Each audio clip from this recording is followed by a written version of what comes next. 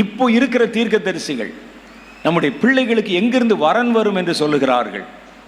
எங்க பில்லி சூனியம் வச்சிருக்கிறாங்கன்னு சொல்றாங்க. எனக்கு தெரிஞ்ச ஒரு மனிதர் இருக்கிறாரு. அவர் ஒவ்வொரு இடத்துக்கும் வீடு வீடா போவார் ஊழியத்துக்கு.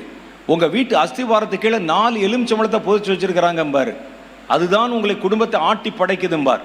இப்படிப்பட்ட கிரவுண்ட் லெவல் தீர்க்கதரிசிகள் இனி இல்லை. வானத்துக்கு கட்டளிடுகிற தீர்க்கதரிசிகள், மழையை நிறுத்துகிற தீர்க்கதரிசிகள், செங்கடல்களை பிளக்கிற தீர்க்கதரிசிகள், ஒரு புதிய தலைமுறையை கர்த்தர் எழுப்பி வர பண்ண போகிறார்.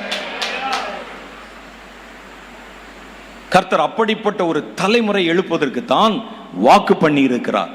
அவர் சொல்ல, கடைசி நாட்களிலே மாம்சமான யாவர் மேலும் என் ஆவி ஊற்றுவேன், உங்கள் குமாரரும் குமாரத்திகளும் தீர்க்க தரிசனம் உரைப்பார்கள், வாலிபர்கள் தரிசனங்களை காண்பார்கள், உங்கள் மூப்பர்கள் சொப்பனங்களை பார்ப்பார்கள்.